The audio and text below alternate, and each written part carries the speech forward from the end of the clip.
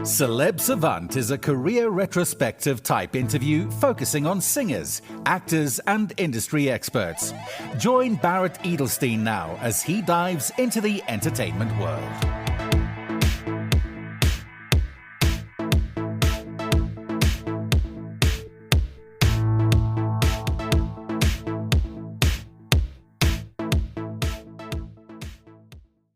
Qymira's creative journey is as eclectic as her music. Born in Hong Kong, raised in San Francisco, receiving a British education and classically trained in piano, violin, and singing from a young age, she draws inspiration from her diverse cultural background. Her passion for orchestral music flourished when she became the first violinist in the UK National String Academy during her teens.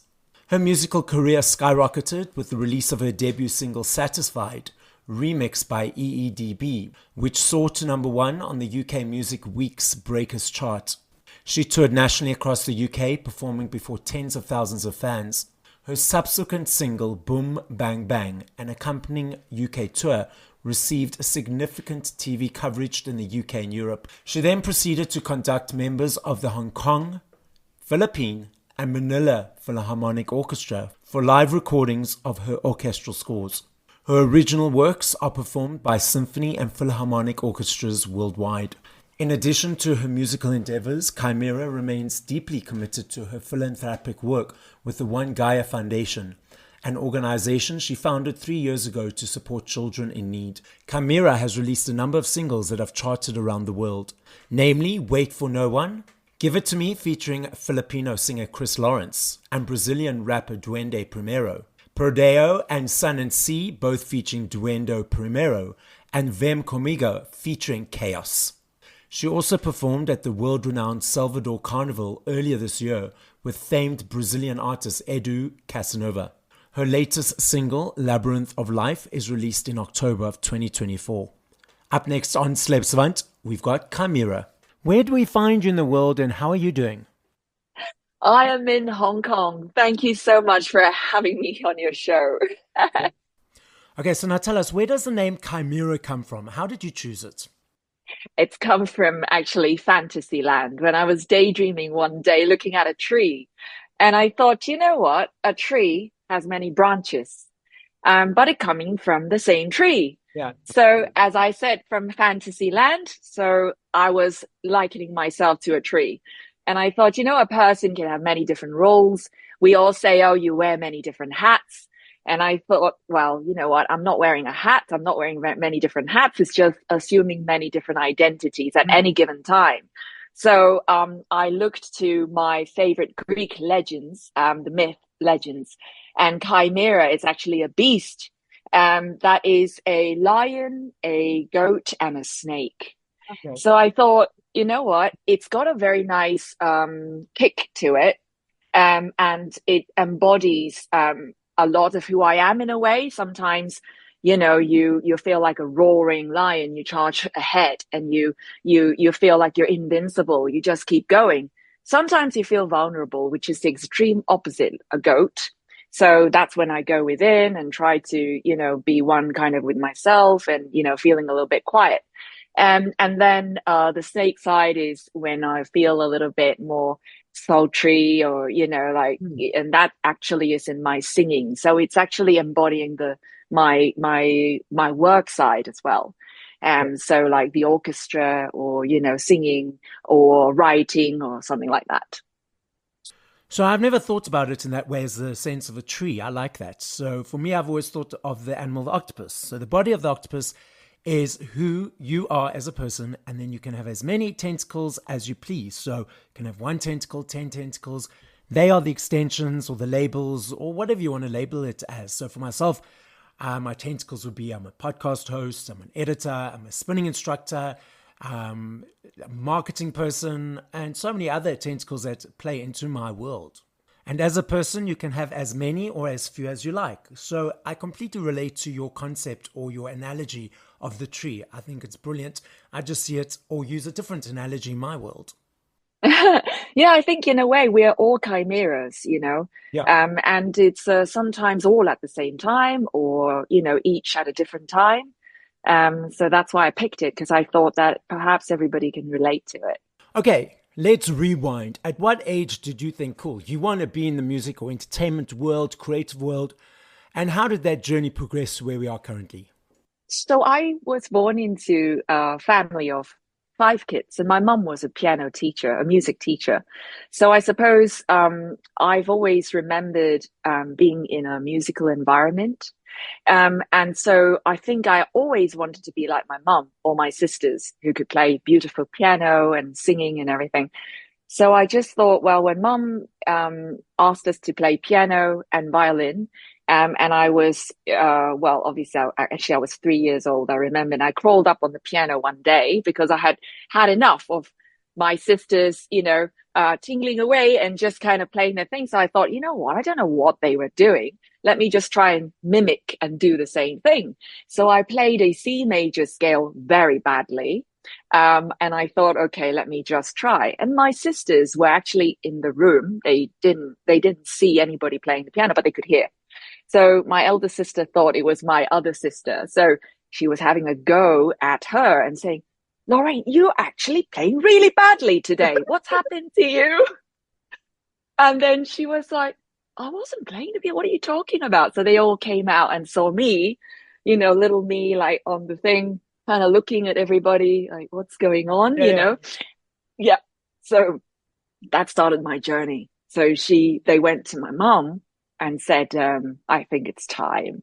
So I think from then on, I've always just been either with piano or violin. But my musical journey has been very different because obviously from a classical upbringing to then R&B and pop and, different worlds of music, I suppose, different styles. And that's because I was in the UK, I was studying and had always been in classical music and orchestras and everything. And then when I was introduced to the world of R&B, I was very intrigued and I was determined to actually just go, right, you know what, I'm going to have a crack at this and see where I can go. And it was through meeting a manager in the UK, in London at the time, well, when I was studying at Bristol University. So that's when my musical journey on the professional side really began.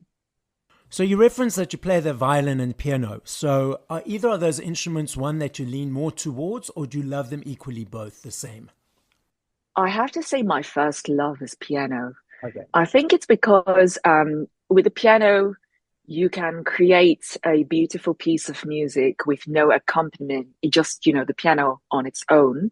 And it can be very soothing. And I love expressing on it, whether I feel happy or depressed or whatever. But with a violin, yes, it's very soothing. You can create beautiful melodies, but you tend to need not so much orchestration, but accompaniment with the piano to go with it. Yeah. So to create the harmony and the chords. Yeah. Okay. But I love both of them. Okay, that makes total sense. Now, you said that before you moved to Bristol to study at university, you were focusing mainly on classical. So up until that point, had you ever thought of expanding into other genres? Or was it only when you arrived at university did it unlock your brain to expand your horizon into the different types of music? I think I'd always thought, because I was in choir, orchestras and everything, I never really thought that the world of pop, R&B or hip hop or anything like that would be available to me, because that had not been my training. And so everything was pointing towards more the orchestra stuff. Plus I was training as a soprano, more in opera. So that was my world. So when my manager at the time, who is a very, very, very, very dear friend of mine, who's also my partner at the moment, Ferdy Morris from London, he said, do you know what R&B is? And I, at that time, said, R and what? And, and then, and he said, R&B, rhythm and blues, one of the most commercial, best-selling, genre. I thought, right. And then I thought, yes, I think it's time to explore. And I was very fortunate to have the opportunity to do that. So T, his brother, and Ferdy really opened up this world, and I was passionate about it because I remember going from Bristol to London all the time in my third year of university. And I think that really opened my eyes to more possibilities. And also through the exploration of that and having the freedom to express, because it's a lot more free in a way. Classical I love, but it's more structured. Everything is a lot more structured. So now I'm very happy to say, after a very long time of being in both worlds, I can actually marry both, in terms of creating something that's really a fusion, where it works and not opposing side of the worlds. Yeah. So when you were first passionate about approaching the R&B and the pop world, yes, there was passion, but obviously when we move into different types of genres of stuff that we do, did it take a while for your voice, your energy, and so forth to attune to that type of genre, or was it quite a quick process? For me, it wasn't a quick process because I was trained to use my head voice, the falsetto voice, to sing in a soprano way. And in the choir, you sing with other people as one. So you've learned to listen to other voices to make it, whether it's harmony or anything. And I was at Mayfield, St. Leonard's Mayfield School with the Schola Cantorum 1, and they do amazing works with like Mozart and everything was you work as one. But when you're a solo voice, and especially when you are used to the falsetto soprano voice, to suddenly go from that to using more your natural voice, exploring other ranges of your voice, into the R&B, and also on top of that is the rhythm, the delivery of it and everything. And then it's a whole, because I was in ballet, so everything is more classical training.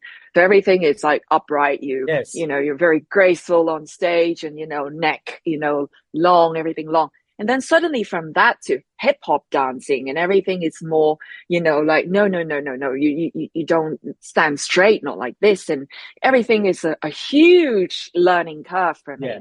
So it wasn't a short thing. It was actually quite a long process of training, rehearsals, and assimilating, kind of like being in the environment of the R&B and hip hop world. And I would say that it has taken, it took quite many years in London and also in the US. And now I would say definitely both are like second skin, like, just second nature to me. You've referenced that you've merged the two together, the R&B and the classical.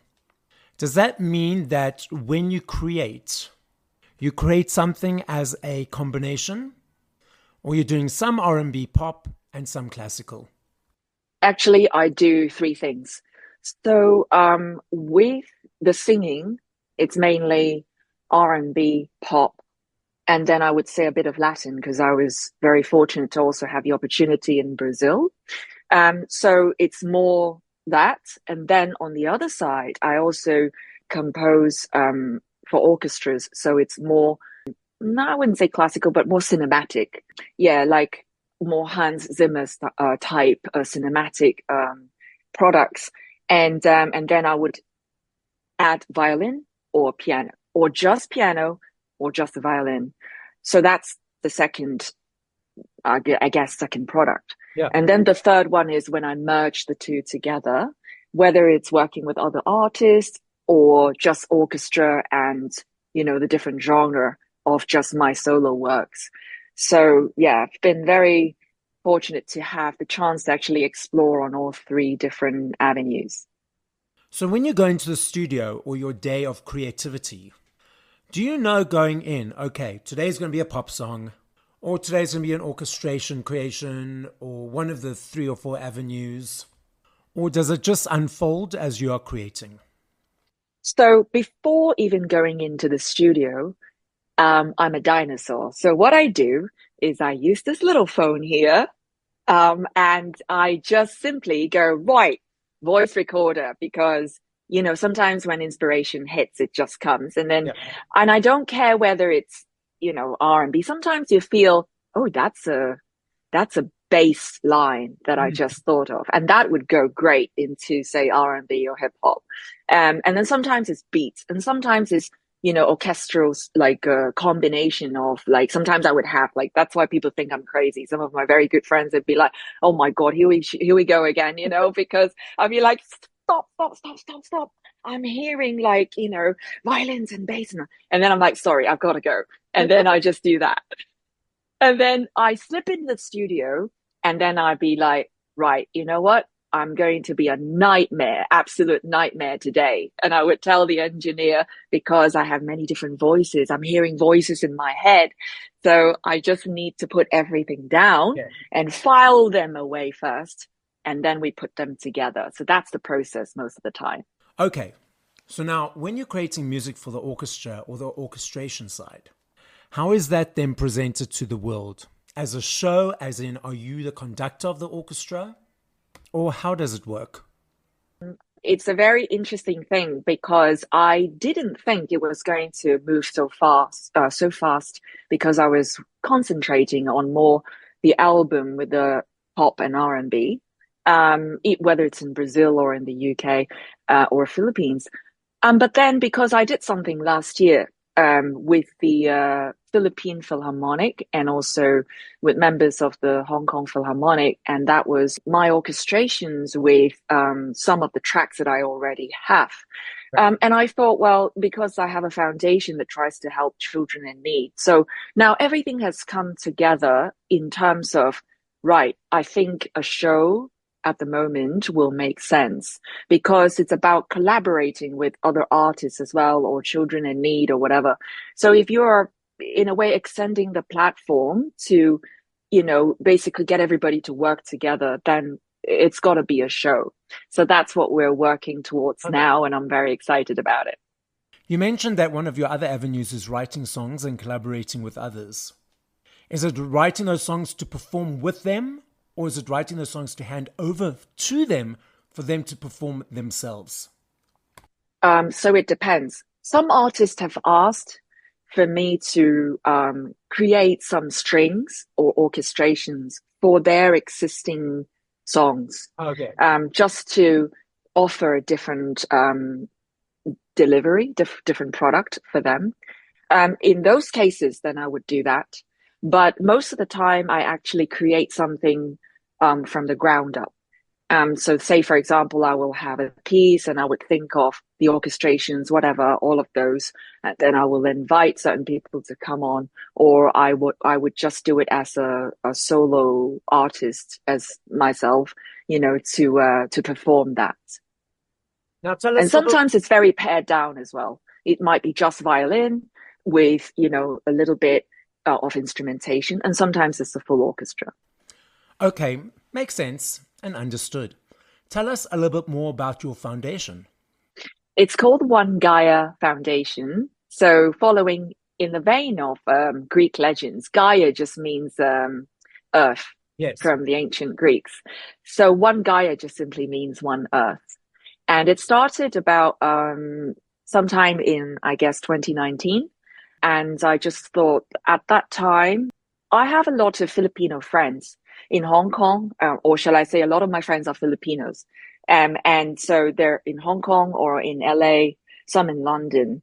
And they're very good friends, and they share with me a lot of stories about their families, their friends, their communities, their villages, and, all of that. And I just, sometimes my heart goes out to them because I feel from the natural disasters and everything that they've been experiencing, the children, for example, walk to school barefoot for hours. And I thought, well, why don't we try and do something and see if we can help, and it started off like that. I didn't think of, let's start a foundation now or anything like that. And it started off that way, but it from school to school, it kind of ended up branching out into different communities. So like, for example, children with cancer, children that are disabled, and just different communities. So I thought, something, the majority of the world, needs help. There is more help that's needed than there are, that's not, right. But at the same time, we who are very fortunate, I'm very fortunate to be in the entertainment industry because I've had lots of opportunities. But so many talented, especially like children, don't get a chance because of where they are. So I thought, since I'm doing what I'm doing, why not just, try and extend like whoever I'm working with, see if everybody can, just try and offer, a bit of their professional advice, and then it kind of branched out that way. Philippines was the starting place for me, because starting with my friends, and then went out to Brazil, for example, Jamaica, and I realized that children are children, people are people, talents are talents, and so they have one thing in common. And I always say, kind of like, when we're babies, we have two things in common. That's we're naked and we're talented, and that's it. Nobody has zero talent, right? And that's it. So, okay, I won't go down the naked route, right? But the talent route, that's what we're all trying to do. You're there, that's your talent. I'm here, that's what I'm trying to do. So it's just about working together. And I feel that one world, and that's why the slogan is one self, one tribe, one Gaia. And that just means it all starts from yourself. If you shine and you share a bit of that light with everybody, you can work as one people, and slowly everybody, you will find, the whole world is the same. That's all it's all about. And so much of the nonsense that's going on right now is because of differences, because this person reads this book, or this person looks like that and doesn't look like this. And it's all based on differences that are not real. All our blood is red. We all use 2-ply toilet paper. There's no gold-plated toilet paper. And if everyone would just get that through their brains, I'm sure the world would be a much better place. Yes, it's true. When I was afraid of something, or like, oh my goodness, I've got an interview, or oh my goodness, I've got, like when I was doing an exam, facing a teacher, doing like, whatever it is. My mom sometimes told me, doesn't matter. Just imagine everybody had to go to the toilet at the end of the day. Like, imagine people like just sitting at the toilet and we're all the same. Exactly. So you reminded me of that when you talked about toilet paper. It's the same thing, Yeah. So you referenced the show and the album. What else is coming up? So rest of this year is all about the One Gaia events for the kids. Around this year, around this time, this season, Philippines celebrates Christmas actually very early. Okay. Their Christmas starts around September, and everybody is already like, in the Christmas festive season, I would say. So we are actually holding the One Gaia Stage Quest, which is last year we called it the Singing Souls. It's all the singers from all the provinces of the Philippines, to help the children, basically just give them a platform, so the singers can come in from like kids category and teens category, and they'd all come together, and then we have a grand final. So it's a bit like The Voice, if you like, but just for children in need. So this year we're doing the same thing, but we're extending this to the dancers as well. So not just the singers. So singing, dancing, because we have 10 initiatives catering to different talents, music, arts, sports, so because singing and dancing, we didn't want to make the name too long. So basically I just call it the One Gaia Stage Quest, which is basically encompassing everybody that's in stagecraft. So I'm focusing on that because we have the auditions coming up in the semifinals, and finally the grand finals in December. And then I'm also going to be recording with the members of the Philippine Philharmonic again for something that's going to be out in the UK.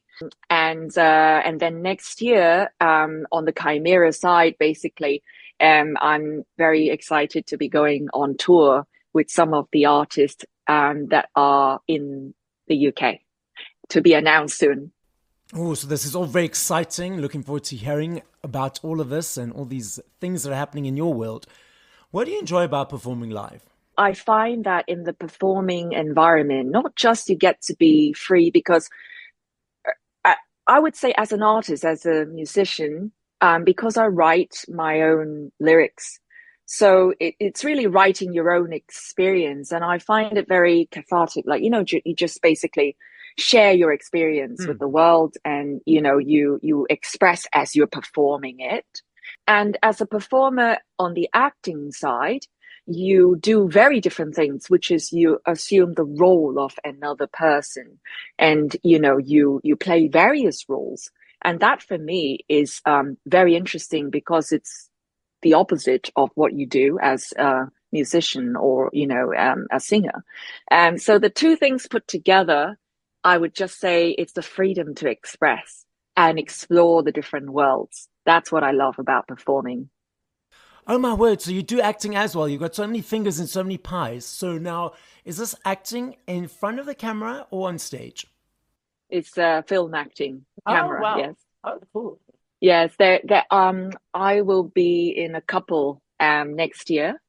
So they are scheduled they're spread out for next year. So I'm very happy about it. They're actually in the action genre.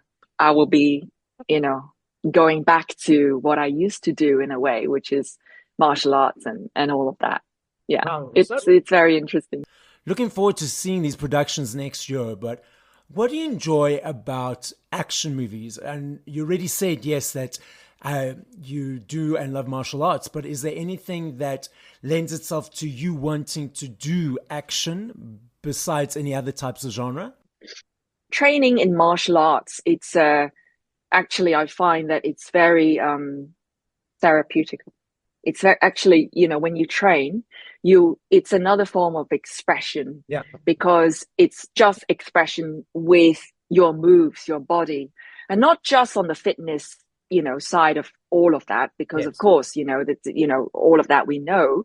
But I do find that it's the sense of focus it provides me anyway, for me to actually feel when I'm stressed. It's actually a stress relief, because, when you're in the training, you do nothing apart from that.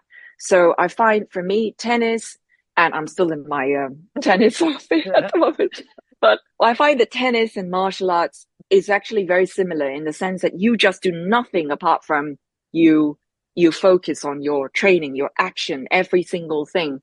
And then when you're doing it it's a little bit different when you're doing it, of course, in film acting, because you're not fully, you are more adapting a different style, and that's action choreography and everything. So that is another form of training. So I find that very challenging. And also the different style of training, or different style of martial arts. I find that when I'm training, I'm a lot more alert, and that is more transferable skills back to the other stuff that I'm doing. I'm a bit restless, I'm sorry. I'm giggling because I'm the same as you. I teach spinning classes. I do so many things, so I can relate. It's interesting because when a lot of people watch movies and they see the action sequences, they think, oh, it's just that. But actually, there's a lot of choreography. There's exact step work, and it's very intricate and very detailed. And for a lot of people who just watch the movie, they don't actually realize this. No, yeah, absolutely. In fact, when we do action training, you pick up a lot faster the action choreography if you are used to dance choreography, for example, because you know the steps, the routine and everything. But with action choreography, you also have to obviously learn, your opponent, how the camera, the angles and everything, and also to reserve your strength and how you're going to, exert and all of that. So a lot of things I try to compare them and go, right, I can take from that with that and, adapt, different things. And it's definitely a lot of work. It's nothing is as glamorous as what people think. And that whole 2 to 3 to 5 minute scene is days and weeks of planning and training and choreography. I have a lot of respect and admiration for action choreographers, the stunt team, and anybody that's doing action movies, because you literally hurt yourself doing that, because of that's actually just what happens, because you involve yourself, you put your all of you into it, and unfortunately, sometimes certain things are inevitable. So let's shout out now to all the behind the scenes and stunt people for all the important work. Oh, yes. Yeah. Huge respect. Huge. I love this game. I know if I had to ask you this question in 2 minutes, 5 minutes, 8 years, I know your answer will be different every time because there are millions of them. I recognize that and I understand that. I'm not saying favorite, I'm saying top of mind. But if you had to push play to 5 songs by other artists once we finish this conversation, what would those 5 songs be and by whom? Oh, wow. I would say Hurricane by Fleury, Empire State of Mind, Alicia Keys. I just love that. I have so many, actually. I also listen to classical things. So David Garrett, of my favorite violinist, actually, with Dangerous. I love that. Gosh, so many. But 5, where am I? You got 2 more. You got 2 more. Madonna, I love. I've been listening to Like a Prayer a lot. Right. I don't know why. I just kind of turn back time, and it's empowering for me for some reason. I don't know why. And also the other day, I was just letting my hair down, and suddenly I went on stage and just did that. So that's that. That's one of them. Oh gosh, who else? I actually have been listening to Anastasia or Out of Love as well. Oh yes, yeah. So the podcast is listened to throughout the world. So as a final message, what would you like to say? Just have fun and express yourself in whatever ways you want to, as if no one is watching, even if you hope secretly that someone is watching. Thank you for listening to this episode of Celeb Savant. Please follow Barrett on TikTok, Instagram, YouTube, and Facebook at Celeb Savant. That's CelebSavant.